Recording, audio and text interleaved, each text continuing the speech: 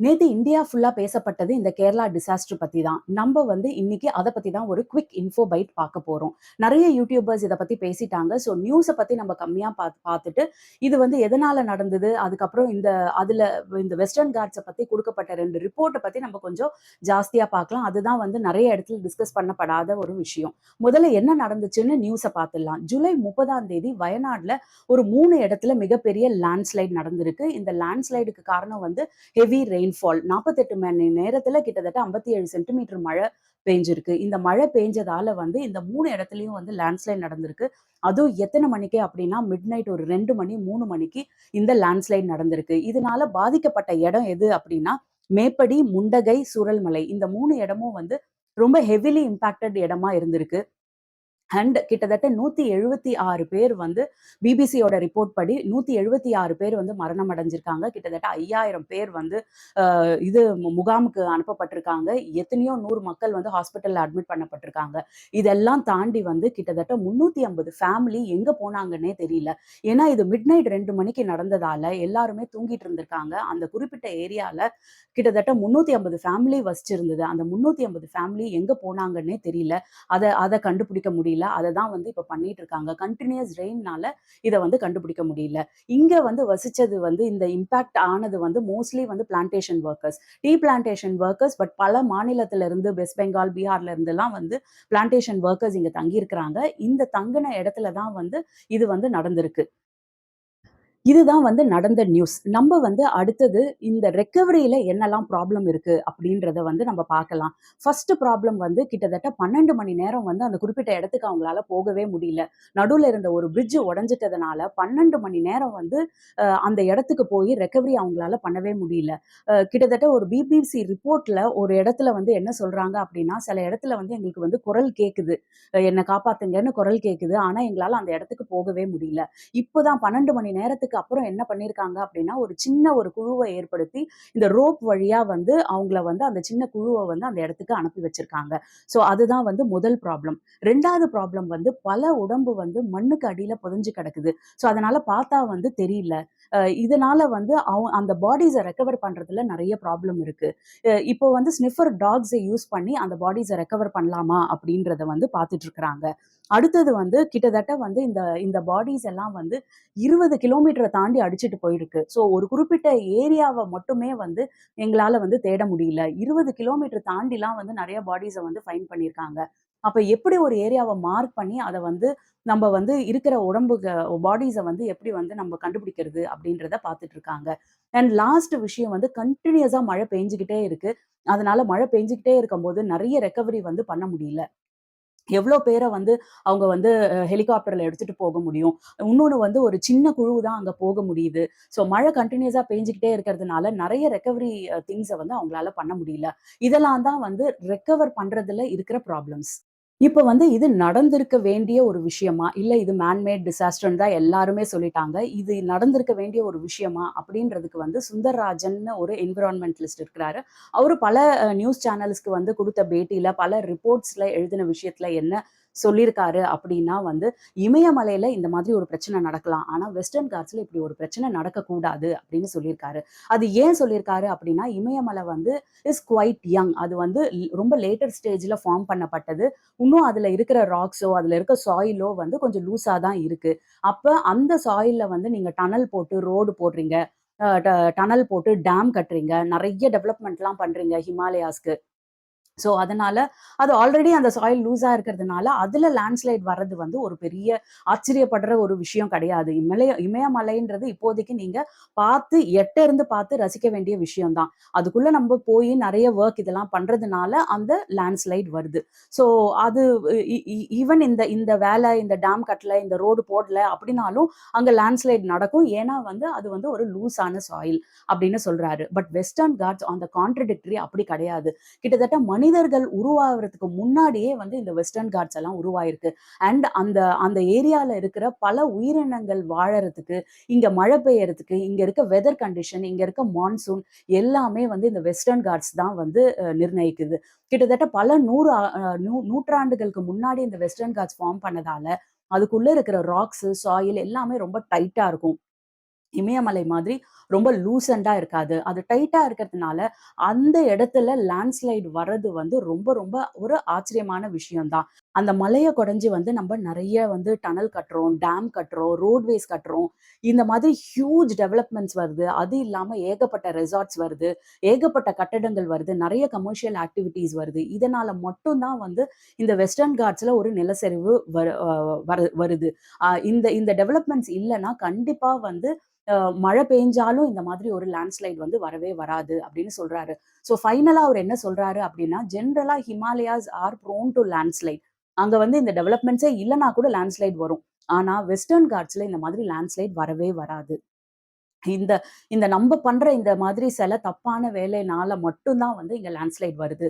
அப்படின்ற ஒரு difference between Himalayas and Western Ghats வந்து குறிப்பிட்டு சொல்றாரு. இதுல வந்து அவரு இன்னொரு ஒரு விஷயத்த ரொம்ப குறிப்பிட்டு சொல்றாரு. அதுல வந்து ஒரு 2 ரிப்போர்ட்ட பத்தி பேசுறாரு. அந்த 2 ரிப்போர்ட் என்ன அப்படின்னா வந்து, ஒண்ணு வந்து கஸ்தூரி ரங்கன் ரிப்போர்ட், இன்னொன்னு வந்து காட்கில் ரிப்போர்ட். இந்த காட்கில் ரிப்போர்ட் தான் வந்து ஃபர்ஸ்ட் வந்து வந்திருக்கு. ஆனா இந்த ரிப்போர்ட்ல வந்து என்ன சொல்லியிருக்காங்க அப்படின்னா, இந்த வெஸ்டர்ன் காட்ஸ ஃபுல்லா ஆய்வு பண்ணி, இதுல வந்து எல்லா இடமுமே வந்து கிட்டத்தட்ட எக்கலாஜிக்கலா வந்து பிரிசர்வ் பண்ண வேண்டிய இடம் தான் அப்படின்னு சொல்லிட்டாங்க. இங்க வந்து நெறைய ஆக்டிவிட்டி எல்லாம் பண்ண முடியாது அப்படின்னு சொல்லியிருக்காங்க. அதுல என்ன 3 ஆக்டிவிட்டி அவர் சொல்லியிருக்காருன்னா, பவர் ஜெனரேஷனுக்காக எந்த ஒரு டனலும் கட்டக்கூடாது. அப்புறம் டேம் வந்து கட்டக்கூடாது அப்படின்னு சொல்லியிருக்காரு.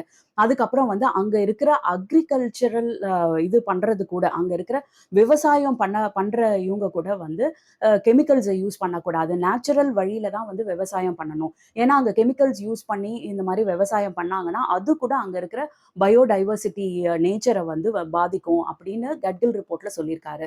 அவரு சொன்ன இந்த ரிப்போர்ட்ட வந்து பல ஸ்டேட் வந்து ஒத்துக்கல. ஏன்னா வந்து கிட்டத்தட்ட அங்க எந்த டெவலப்மெண்ட் ஆக்டிவிட்டியும் பண்ண முடியாது. என்டயர் காட்டையுமே வந்து பிரிசர்வ் பண்ணணும்னு சொன்னதால, எல்லா ஸ்டேட்டும் என்ன பண்றாங்க, இந்த ரிப்போர்ட்ட நெக்லெக்ட் பண்ணிட்டு இன்னொரு ரிப்போர்ட் போறாங்க. அதுதான் வந்து கஸ்தூரி ரங்கன் ரிப்போர்ட். கஸ்தூரி ரங்கன் ரிப்போர்ட்ல வந்து என்ன பண்றாரு அப்படின்னா, அவரு வந்து 37% வந்து பிரிசர்வ் பண்ணிட்டு, மிச்சம் இருக்கிற இடத்துல இந்த வெஸ்டர்ன் காட்ஸ்ல நம்ம டெவலப்மெண்ட் ஆக்டிவிட்டீஸ் பண்ணலாம். அந்த டெவலப்மெண்ட் ஆக்டிவிட்டீஸ் எப்படி பண்ணணும் அப்படின்னா, 3 ஜோனா பிரிக்கிறாரு. Zone 1, zone 2, zone 3. அதுல வந்து ஜோன் 1 வந்து ஹைலி வல்னரபிள் ஹாட்ஸ்பாட் அப்படின்னு பிரிச்சு, ஜோன் 2, ஜோன் 3 அடுத்தடுத்த நிலையில இருக்கு. அதாவது ஜோன் 1ல வந்து எந்த ஒரு ஆக்டிவிட்டியுமே பண்ணக்கூடாது. மேக்ஸிமம் வந்து அங்க இருக்கிற அந்த மலைவாழ் மக்கள், அவங்க அந்த அந்த பூர்வ குடிகள் மட்டும் வந்து அங்க வாழலாம்.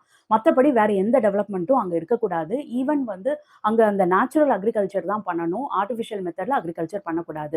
அதுதான் வந்து ஜோன் 1 ஹைலி வல்னரபிள் அப்படின்னு ஒண்ணு சொல்றாரு. அதுக்கப்புறம் ஜோன் 2, ஜோன் 3ன்னு 3 ஜோனா பிரிக்கிறாரு.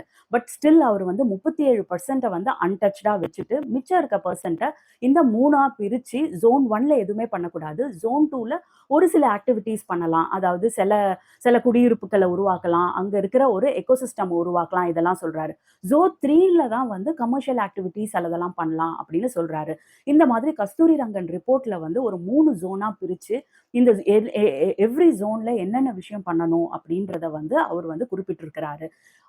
ஆனா எந்த ஸ்டேட்டுமே வந்து இந்த ஜோன் படி என்ன விஷயம் பண்ணணுமோ, அத கூட அவங்க பண்ணல. இந்த கஸ்தூரி ரங்கன் ரிப்போர்ட்டும் சரி, கட்கில் ரிப்போர்ட்டும் சரி, ஒரு வேஸ்ட்டான ரிப்போர்ட். அவ்ளோ செலவு பண்ணி, எத்தன பேரோ இன்வால்வ் பண்ணி இந்த ஆய்வ பண்ணியிருக்காங்க. ஆனா, அந்த ஆய்வுல வந்த ரிப்போர்ட் படி எந்த வேலையும் நடக்கறதில்ல. அதனால தான் இந்த மாதிரி ஒரு டிசாஸ்டரும் நடந்திருக்கு. அப்படின்றது தான் வந்து சுந்தர்ராஜன் என்விரான்மென்டலிஸ்ட் வந்து சொல்லியிருக்கிறாரு. அவரு வந்து இன்னொரு விஷயமும் சொல்லியிருக்கிறாரு. அதாவது கிட்டத்தட்ட வயநாட்ல ஒரு நாள்ல வந்து 33 சென்டிமீட்டர் மழை பெய்ஞ்சிருக்கு. ஆனா, அதே ஒரு நாள்ல 32 சென்டிமீட்டர் வால்பாறையிலயும் பெய்ஞ்சிருக்கு. வால்பாறையில நிலச்சரிவு வந்து நடக்கல. வயநாட்ல மட்டும் தான் நடந்திருக்கு. அதுக்கு ஏன் அப்படின்னு சொல்றாரு அப்படின்னா, வால்பாறை இன்னும் அந்த அளவுக்கு வந்து எக்ஸ்ப்ளோர் பண்ணப்படல. நீங்க பார்த்தீங்கன்னா, வால்பாறையில ரொம்ப பெரிய பெரிய ரெசார்ட்ஸ்லாம் வந்து இன்னும் வரல. மஹேந்திரா மாரி, ஸ்டெர்லிங் மாதிரி மேபி இந்த பேரெல்லாம் நான் சொல்லக்கூடாது. ஆனா இந்த 5 ஸ்டார், 7 ஸ்டாருக்குரிய ஹோட்டல்ஸ் எதுவுமே வந்து ரெசார்ட்ஸ் எதுவுமே வந்து இன்னும் வால்பாறையில வரல. நீங்க வால்பாறையில புக் பண்ணணும்னு நெனச்சீங்கன்னா, கொஞ்சம் லக்ஸரி ரெசார்ட்ஸ்ன்னு போனோம்னா, அங்க இருக்கிற டீ எஸ்டேட் பங்களாஸ் மட்டும் தான். அது கூட இந்த பழைய பங்களாவ ரெனோவேட் பண்ணி தான் யூஸ் பண்ணிட்டு இருக்கிறாங்க. லைக் ஊட்டி அண்ட் கொடைக்கானல், இந்த வால்பாறை வந்து ஸ்டில் கொஞ்சம் அன்எக்ஸ்ப்ளோர்டா தான் இருக்கு. அதுதான் வந்து மெயின் ரீசன். 33 சென்டிமீட்டர் வயநாட்லயும் பேஞ்சிருக்கு. இது வால்பாறையிலயும் பேஞ்சிருக்கு. ஆனா வால்பாறையில ஒரு லேண்ட்ஸ்லைட் நடக்கல. வயநாட்ல மட்டும் தான் நடந்திருக்கு. அதுக்கு காரணம் ஹெவி கமர்ஷியலைசேஷன் அப்படின்னு சொல்றாரு. ஸோ கடைசியா அவர் என்ன சொல்லி முடிக்கிறாரு அப்படின்னா, நம்ப வந்து சயின்ஸ தாண்டி காமர்ஸ வந்து நம்ம வந்து முன்னெடுக்கிறதுனால தான், கமர்ஷியல் ஆக்டிவிட்டிய முன்னெடுக்கிறதுனால தான் வந்து இந்த டிசாஸ்டர்லாம் நடக்குது அப்படின்றத வந்து சொல்லியிருக்கிறாரு. அப்புறம் அவரு இன்னொரு ஒரு 3 பிரைம் விஷயத்த பத்தி கூட அவரு பேசியிருக்காரு. எது எதெல்லாம் வந்து நம்ம கவனிக்கணும் இந்த லேண்ட்ஸ்லைடு இந்த மாதிரி ஆர் எனி நேச்சுரல் கலாமிட்டி நடக்காம இருக்கிறதுக்கு அப்படின்றது. ஃபர்ஸ்ட் விஷயம் வந்து carrying capacity of every state. ஒரு ஒரு இடத்துக்கும் ஒரு கேரியிங் கெப்பாசிட்டி இருக்கு. மலை பிரதேசத்துக்கு மட்டும் கிடையாது. ஈவன் நம்ம சென்னைக்குமே ஒரு கேரியிங் கெப்பாசிட்டி இருக்கு. அத தாண்டிலாம் நம்ம வந்துட்டோம். இந்த கேரியிங் கெப்பாசிட்டிய தாண்டி ஒரு இடத்துல வந்து மக்களோ, ஒரு கமர்ஷியல் ஆக்டிவிட்டியோ இருக்கிறதுனால தான் வந்து இந்த மாதிரி ஒரு டிசாஸ்டரும் நடக்குது. அண்ட் டிசாஸ்டர் நடந்த பிறகு அவங்கள ரெக்கவரி பண்றதுலயும் வந்து ஒரு ஹியூஜ் ப்ராப்ளம் இருக்கு. 2வது வந்து நம்ம கிட்ட வந்து ஒரு ஹைடெக் டிசாஸ்டர் மேனேஜ்மென்ட் வந்து நம்ம கிட்ட இல்ல. ஸோ இப்பயும் பார்த்தீங்கன்னா, இந்த ரோப் மெத்தட யூஸ் பண்ணி தான் வந்து இப்ப வந்து அவங்க ரெக்கவரிக்கு போறாங்க. நெறைய இன்னும் ஹைடெக் மெத்தட்ஸ் எல்லாம் வந்துருச்சு. ஸோ இந்த ஹைடெக் மெத்தட்ஸ் எல்லாம் வந்து நம்ம யூஸ் பண்ணணும். உலக அளவுல எஸ்பெஷலி இந்த ஆஸ்திரேலியா, யுஎஸ்லலாம் வந்து என்ன பண்றாங்க அப்படின்னா, நெறைய வந்து இந்த டிசாஸ்டர் மேனேஜ்மென்ட் பீப்பிள வந்து தனியா எக்யூப் பண்ணி, நியூ எக்யூப்மென்ட்ஸ் குடுத்து, அவங்களுக்குன்னு ஒரு ஒரு ஒரு அ நிலம் சார்ந்த ட்ரெய்னிங் வந்து குடுக்கப்படுது. அதாவது நம்ம கிட்ட இந்த என்டிஆர்எஃப் போற மாதிரி வந்து அவங்க கிட்ட போமாட்டாங்க. காமனான பீப்பிள் கிடையாது. லேண்ட்ஸ்லைடுக்குன்னு ஒருத்தவங்க இருப்பாங்க, ஃப்ளட்டுக்குன்னு ஒருத்தவங்க இருப்பாங்க. அந்த மாதிரி வந்து நம்ப வந்து இண்டிவிஜுவலா பிரிச்சு அவங்களுக்கு வந்து நெறைய சிமுலேஷன் ட்ரெய்னிங் குடுக்கணும். நெறைய ரியல் டைம் ட்ரெய்னிங் குடுக்கணும். இதெல்லாம் குடுத்து அவங்கள வந்து எக்யூப் பண்ணணும். வெறும் இந்த டிசாஸ்டர் டைம் அப்போ அவங்கள கூப்பிட்டு அவங்கள வேலை வாங்குறதோட நிறுத்தக்கூடாது. ஸோ இந்த டிசாஸ்டர் மேனேஜ்மென்ட் க்கான குழுவ வந்து ஹைடெக்கா மாத்துறது வந்து 2வது வந்து அவர் பரிந்துரைக்கிற ஒரு விஷயம். 3வது வந்து முன்னாடியே சொன்ன மாதிரி, இந்த ஜோனல் கைட்லைன்ஸ் எல்லாத்தையுமே வந்து எல்லாருமே ஃபாலோ பண்ணணும். அட்லீஸ்ட் இந்த மலை பிரதேசங்கள்ல, இந்த வெஸ்டர்ன் காட்ஸ்ல இந்த ஜோனல் கைட்லைன்ஸ ஃபாலோ பண்ணணும். அவரு ஏன் இது ரொம்ப ரொம்ப இம்பார்ட்டன்ட் வெஸ்டர்ன் காட்ஸ்க்கு, ஹிமாலயாஸ தாண்டி வெஸ்டர்ன் காட்ஸ்க்கு ஏன் இது இம்பார்ட்டன்ட் அப்படின்னு சொல்றாருன்னா, யுனெஸ்கோ வந்து இத வந்து ரொம்ப ஹைலி பிரிசர்வ்ட் எக்கலாஜிக்கலா பிரிசர்வ் பண்ண வேண்டிய இடமா யுனெஸ்கோவே வந்து வெஸ்டர்ன் காட்ஸ மார்க் பண்ணியிருக்குது.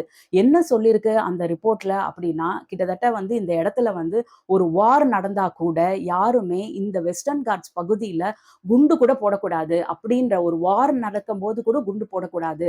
அப்படின்ற ஒரு விஷயம் சொல்லியிருக்காங்க. ஏன்னா, ஜெனரலா வந்து இந்த மாரி வார் நடந்ததுன்னா, ஒரு குறிப்பிட்ட வருஷத்துக்கு அப்புறம் அந்த இடத்த வந்து நம்ம ரீவாம்ப் பண்ண முடியும். ஆனா, இந்த வெஸ்டர்ன் காட்ஸ் போயிடுச்சு அப்படின்னா, பல உயிரினங்கள் போயிடும். இந்த இடத்துல உடைய வெதர் எக்கோசிஸ்டம் போயிடும். ஸோ, நம்ப வந்து இந்த வெஸ்டர்ன் காட்ஸ்க்கு ஒண்ணு நடந்துருச்சுன்னா, ஒரு குறிப்பிட்ட வருஷத்துக்கு அப்புறம் இந்த இடத்த நம்ம ரீவாம்ப் கூட பண்ண முடியாது. எந்த உயிரும் வாழவே முடியாதுன்ற நிலைக்கு நம்ம வந்துருவோம். அப்படின்றதுனால, யுனெஸ்கோ வந்து இத வந்து ரொம்ப ஹைலி பிரிசர்வ் பண்ண வேண்டிய இடமா வந்து இந்த இடத்த வந்து மார்க் பண்ணி வச்சிருக்கு. ஸோ நம்ம வெஸ்டர்ன் காட்ஸ் உடைய ஜோனல் கைட்லைன்ஸ பார்த்து தான் வந்து நம்ம வந்து அடுத்து எல்லாமே வந்து பண்ணணும். அப்படின்னு சொல்லி நான் ஏற்கனவே சொன்ன மாதிரி, நம்ம வந்து காமர்ஸ தாண்டி கொஞ்சம் நேச்சரையும், சயின்ஸையும் மதிக்கணும் அப்படின்னு சொல்லி அவருடைய உரைய வந்து முடிச்சிருக்கிறாரு. நானுமே வந்து முன்னாடி நெனச்சது உண்டு. இந்த கேரளா, கர்நாடகா இந்த மாதிரி இடத்துலலாம் வந்து எவ்ளோ இடத்த டெவலப் பண்ணிட்டாங்க. நெறைய இடம் பார்க்கறதுக்கு இருக்கு. இப்ப நம்ம ஒரு டூருன்னு பிளான் பண்ணோம்னா, இம்மீடியட்டா நம்ம மைண்டுக்கு வர்றது வந்து ஒண்ணு வந்து ஃபர்ஸ்ட் கேரளா, அடுத்தது வந்து கர்நாடகா. இவ்ளோ இடம் பண்ணியிருக்கு. நம்ம தமிழ்நாடு வந்து ஒண்ணுமே பண்ணல. இப்ப ஸ்டில் நீங்க பார்த்தீங்கன்னா, இந்த மேகமலை, சிறுமலை அந்த மாதிரி நெறைய இடங்கள் வந்து இருக்கு நம்ம தமிழ்நாட்டுக்குள்ளேயே. ஆனா வந்து டெவலப்பே ஆகாம இருக்கு. நீங்க மேகமலைலாம் போனீங்க அப்படின்னா, இந்த பிரயர் பங்களாஸ தவிர வேற தங்குறதுக்கு இடமே கிடையாது. எந்த ஆக்டிவிட்டியும் கிடையாது. அங்க போய் நீங்க எதுவுமே பண்ண முடியாது. போய் ஒரு ரூம் புக் பண்ணி உட்கார்ந்துட்டு இருக்கலாம். இதெல்லாம் நானே முன்னாடி வந்து ரொம்ப திட்டியிருக்கேன். நம்ம தமிழ்நாட்டுல வந்து இதெல்லாம் எதுவுமே டெவலப்பே பண்ண மாட்றாங்க. வெறும் இந்த ஊட்டி, கொடைக்கானல மட்டுமே வச்சுட்டு வாழ்ந்துட்டு இருக்காங்க அப்படின்னு. ஆனா இப்போ இந்த ஸ்டேஜ் ஆஃப் லைஃப்ல தான் வந்து நான் புரிஞ்சுக்கிறேன் வந்து இந்த மேகமலை இந்த மாதிரி சில இடம்லாம் இன்னும் டெவலப் ஆவாம இருக்கு. ஈவன் வால்பாறையே எடுத்துக்கிட்டீங்கன்னா, அவ்ளோ டெவலப்டு கிடையாது. அங்க இருக்கிற தங்குற இடம்லாம் ரொம்ப கம்மி. ஸோ சீக்கிரமா ஃபில் ஆயிடும். நம்ம வந்து முன்னாடியே புக் பண்ணல அப்படின்னா வந்து, அடுத்தது வந்து நம்மளால அங்க பிளானே பண்ண முடியாது. அதெல்லாம் எவ்ளோ நல்லது அப்படின்றத வந்து நான் இப்ப தான் புரிஞ்சுக்கிறேன். ஸோ கண்டிப்பா வந்து நம்ப இந்த பயோடைவர்சிட்டி, இந்த நேச்சர வந்து மதிக்கிறது ரொம்ப ரொம்ப முக்கியமான விஷயம் அப்படின்றது டே இன் அண்ட் டே அவுட் வந்து நேச்சர் நம்மளுக்கு சொல்லிக்கிட்டே இருக்கு. இதெல்லாம் பார்க்கும்போது இந்த தடவ வந்து நடந்த ஃப்ளட் எல்லா இடத்துலயும் பார்க்கும்போது நிஜமாலுமே பயமா இருக்கு. அடுத்து சென்னைக்கு என்ன மாதிரி ஒரு ஒரு ஃப்ளட் வந்து வரப்போது அப்படின்றது தெரியல. ஸோ இதுதான் நம்ப இன்னைக்கு பார்த்த ஒரு quick info byte Kerala disaster பத்தின விஷயம். பாய் ஃபார் நவ்.